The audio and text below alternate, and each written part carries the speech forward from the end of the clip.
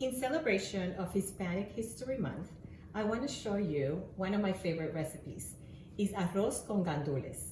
The translation of that is rice with pigeon peas. Now, it's not a straight translation, it's just the way you're going to find it in the American supermarkets. But gandules were originated actually from India, later on brought to the Western Africa, and eventually brought into Puerto Rico by our African heritage. So these are the gandules, how I find them in the supermarket. Actually, I go to a Spanish supermarket, so obviously I find this, I feel that they're more fresh and they have, the flavor is more authentic. My mother used to pick them up in the backyard, but I don't have that luxury, so I use this. However, Goya also brings those in a can form, in a 16 ounce. So I'm doing the recipe. You can use the canned ones, obviously. I like this better. So I already pre-boiled them, just like 5 or 10 minutes to kind of defrost them and cook them a tiny little bit. You don't want to cook them too much. And so I'm going to start the preparation of the sofrito. So I'm going to start first by sauteing chorizo. This is actually beef chorizo. It's kind of a sausage, very traditional Puerto Rico. Not sure how it's called somewhere else, but it's a bit of a sausage like a kielbasa. You can use jamon or ham. Most people use pork ham, although we don't eat pork, so I go with beef. So we saute this until it's aromatic and it's actually producing a little bit of the oil and the flavor. So you wanted to cook them a little bit. Again, this will be cooking in the rice anyway. This is just to give it an additional layer of flavor. So after this has cooked for a little bit, you will see them turning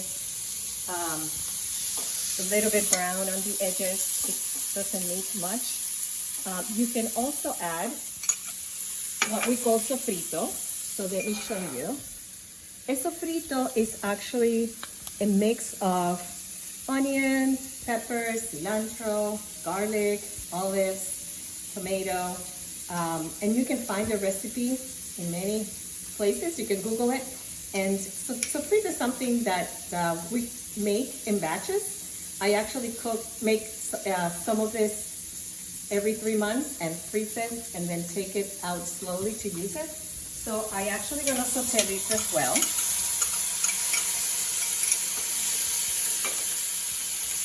And it's the same intention to make this more aromatic and bring out the flavor of the onion and the peppers and the cilantro. So you just cook that for a little bit. And now let's assemble the rice. So I'm gonna use my rice cooker. Now this is my actual little trick. Don't tell my mom, she wouldn't approve. She will actually do this in a big pot and then on top of that saute the rice and then add the rest of ingredients, but I'm just doing a little bit of a shortcut. So I will put the rice here and my sofrito with my meat of choice. And then I will add maybe from 8 to 12 olives. This is optional. You can skip it if you want to. I have about 1/4 cup of tomato sauce. I'm using a generic organic one, but you can use anything. Obviously, there's many brands out there for tomato sauce.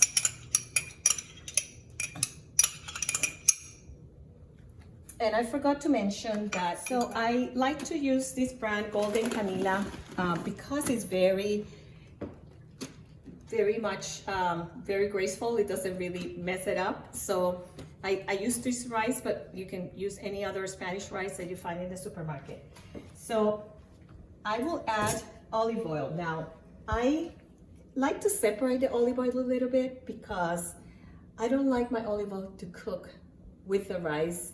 I like to put it at the end, the majority of it, because it brings a little bit more of a smell and flavor. So I just use a little bit to help with the cooking process, and I leave the rest for later. I will use a chicken bouillon. There are many brands out there. Obviously, I go with the ones that I know, which is Goya. And so I use one of these envelopes. Some of my friends use the water, the chicken bouillon already pre-mixed, but I use it this way. And I added about 1.25 teaspoons of salt, but I always test it to be sure that it's good to my flavor, but I'm gonna start with 1.25, I'm sorry. And then Sazón. Goya makes their own brand, Nor makes the brand, BJ sometimes bring it, but a lot of Spanish supermarkets and even some of the local supermarkets also have them. Now I mix everything, and the last thing I mix is the gandules. And the reason for that is because every rice cooker has a level of water that, that you need to use in order to make the recipe, you know, appropriately in the rice cooker. So I have used 4 scoops here of rice. That is equivalent to 3 cups. So if you decide to do this in a regular pot, you will have to use 3 cups of rice. And so I'm gonna start by measuring the water first. So I'm definitely gonna use the water of the gandules because it has additional flavor.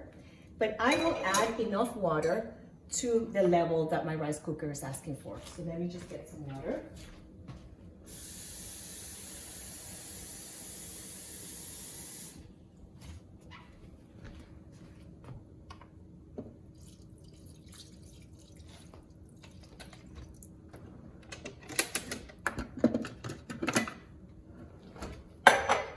You want to be sure you stir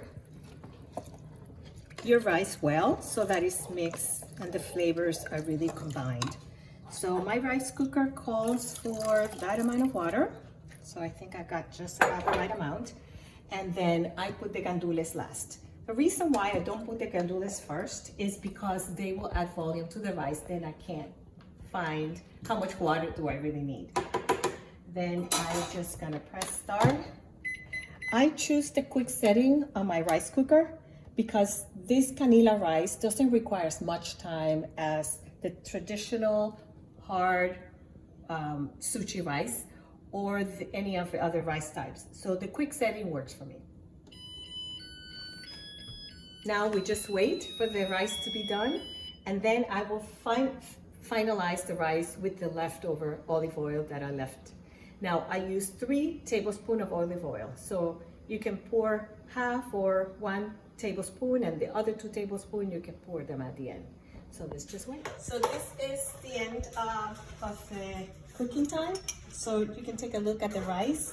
I am gonna put the olive oil that I've saved for the second part, and I'm gonna mix it together so that the rice will have a lot of that olive flavor and smell. That's why I like to save it for the end. And as you can see, it requires a good amount of mixing because the Sazón has color, and so many things have color and flavors. You want to be sure everything gets mixed together really well.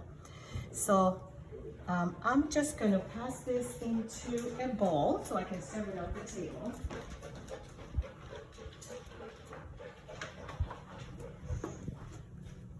So I'm going to take the rice. Oh, I need to get something to hold. I'm going to take the rice and I'm going to transfer it to my pot. So gotta be careful because it's really hot. Oops. I actually made a mess in the process, but you can see here how beautiful the color of the rice is. The red color comes from the Sazón that has a condiment called achote. The old days my mother used to do it from scratch, but I'm glad I have that already pre-made for me. And then you want to see how I serve it? Come over. We usually serve the rice with some kind of protein. I'm preparing chicken wings here in the air fryer, plantains, we call it tostones, aguacate, and some salad, and of course some mango juice. Thank you. I'm glad that you joined me in my kitchen today. So this is the final product: the rice, the avocado, chicken, tostones, and some salad. Buen provecho.